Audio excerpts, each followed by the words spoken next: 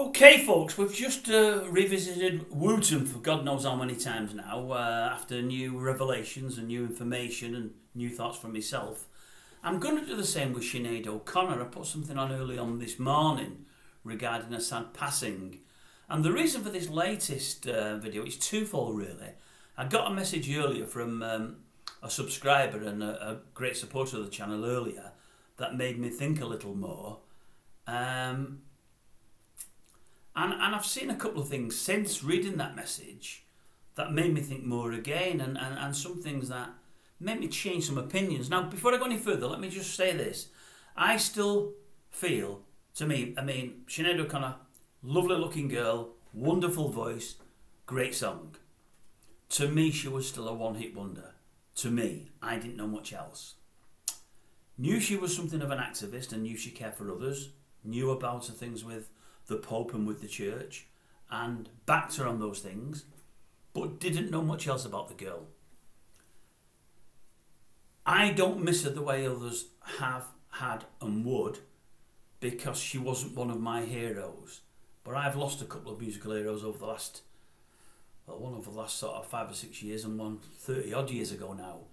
And I still grieve for them today. I still think of them and get really upset when thinking of them, and also really happy at the same time, because they're just musical icons to me and people I thought absolutely the world of.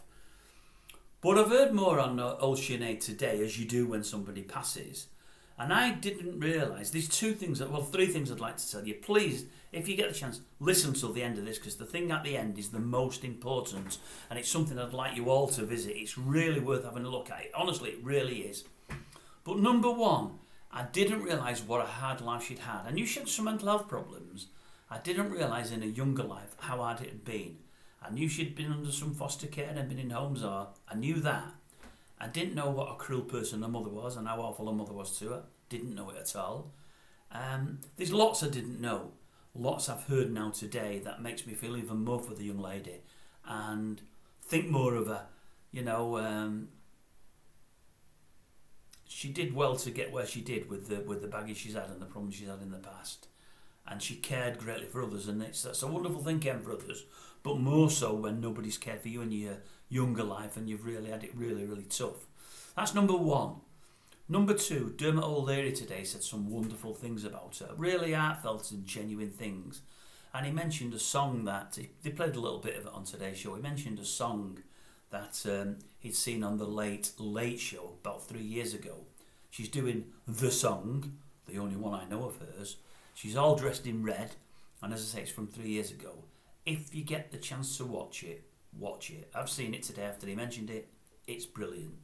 I said on the earlier message, I believe, and I'm in the massive minority here, that Prince does that song better than her. Nobody will agree with that, but that's what I feel.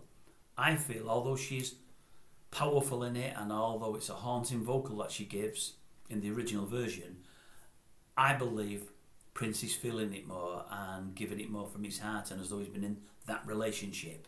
It's truer to me.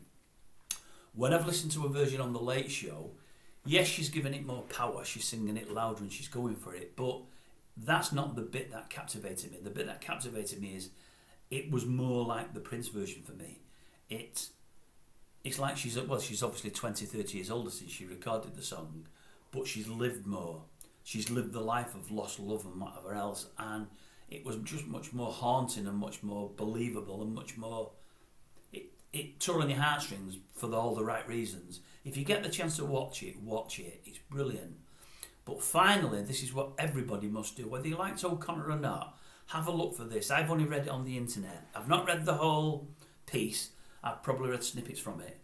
Now, many have called Sinead O'Connor for varying reasons over the years. Weight up, weight down, hair shaved, head shaved, hair unkept, how she may have dressed, religions she may or may not have followed, ripping up photographs of the Pope, and all of these things. They've called this fella too. They've called this fella because he was different and he stands out from the crowd. Morrissey. Many of you will like him. Many of you won't.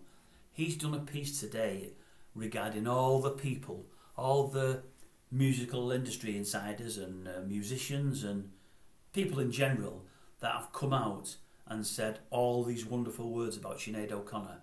If you get the chance, read it.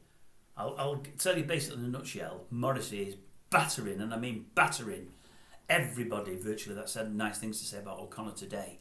But when you read what he's wrote and how he's wrote it and where it comes from and the meaning behind what he said, not only is it extremely powerful, but it's brilliant. For my mind, it's brilliant. What he writes is absolutely fantastic.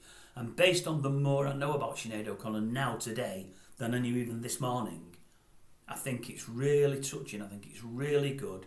It's massively on the money, and he's 100% right. And I mean 100% right. Morrissey, you're never going to see this, but wherever you may be, credit to you, my son. Absolutely fantastic words. Really, really, really powerful, but really good. Couldn't agree with them more, knowing what I now know, what I didn't know earlier today.